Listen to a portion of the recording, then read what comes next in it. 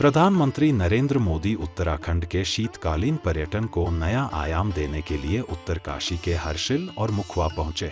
प्रधानमंत्री ने उत्तराखंड के पर्यटन और आस्था से अपने गहरे जुड़ाव को साझा किया। उन्होंने कहा कि मां गंगा ने उन्हें अपने पुत्र की तरह गोद लिया है और यह वही स्नेह है जो उन्हें आज मुखवा गांव तक लेकर आया है। प्रधानमंत्री नरेंद्र मोदी ने घाम तापो थीम पर उत्तराखंड के विंटर टूरिज्म को प्रमोट करते हुए देश विदेश के पर्यटकों को देवभूमि आने का न्योता दिया। उन्होंने कहा कि उत्तराखंड की खूबसूरती सिर्फ गर्मियों तक सीमित नहीं रहनी चाहिए, बल्कि इसे बारहमासी पर्यटन स्थल के रूप में विकसित करना जरूरी है। उत्तराखंड को साल भर पर्यटन के लिए विकसित करने की दिशा में नए कदम उठाए जा रहे हैं। विंटर टूरिज्म के तहत स्कीइंग, ट्रेकिंग, योग और आध्यात्मिक शिविर जैसी गतिविधियों को बढ़ावा दिया जाएगा। डबल इंजन की सरकार उत्तराखंड के विकास के लिए तेजी से काम कर रही है। चारधाम यात्रा को सुगम बनाने के लिए ऑल वेदर रोड, आधुनिक एक्सप्रेसवे और रोपवे परियोजनाओं को मंजूरी दी गई है। केदारनाथ और हेमकुंड साहिब के लिए निर्माणाधीन रोपवे यात्रियों की सुविधा को और बेहतर बनाएंगे। नेलांग और माणा जैसे इलाकों में पर्यटन सुविधाएं बढ़ाई जा रही हैं। प्रधानमंत्री नरेंद्र मोदी ने अपने संबोधन के अंत में गंगा मैया की जय के उद्घोष के साथ उत्तराखंड को साल भर पर्यटन के लिए तैयार करने का संदेश दिया।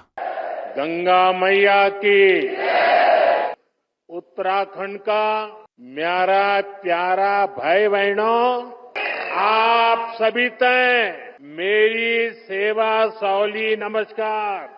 मैं चाहता हूं कि उत्तराखंड में कोई भी सीजन हो, कोई भी सीजन ऑफ सीजन ना हो, हर सीजन में टूरिज्म ऑन रहे।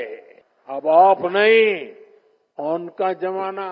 विंटर टूरिज्म में यहाँ लोगों को ट्रैकिंग, स्कीइंग जैसी एक्टिविटीज का रोमांच सचमुच में रोमांचित कर देगा। धार्मिक यात्रा के लिए भी उत्तराखंड में सर्दियों का समय बेहद खास होता है। कई तीर्थ स्थलों पर इसी समय विशेष अनुष्ठान भी होते हैं। यहाँ मुखवा गांव में ही देखिए, इससे यहाँ साल भर उपलब्ध रहने वाले रोजगार के अवसर विकसित होंगे। इसका बड़ा फायदा उत्तराखंड के स्थानीय लोगों को होगा, यहाँ के युवाओं को होगा। साथियों, उत्तराखंड को विकसित राज्य बनाने के लिए हमारी डबल इंजन सरकार मिलकर काम कर रही। चार धाम, ऑल वेदर रोड, आधुनिक एक्सप्रेसवे, राज्य में रेलवे, विमान और हेलीकॉप्टर सेवाओं का विस्तार। कल केंद्रीय कैबिनेट ने केदारनाथ रोपवे प्रोजेक्ट और हेमकुंड रोपवे प्रोजेक्ट को मंजूरी दे दी है। पहले सीमावर्ती गांवों को आखिरी गांव कहा जाता था। हमने ये सोच बदल दी। हमने कहा ये आखिरी गांव नहीं है, ये हमारे प्रथम गांव है।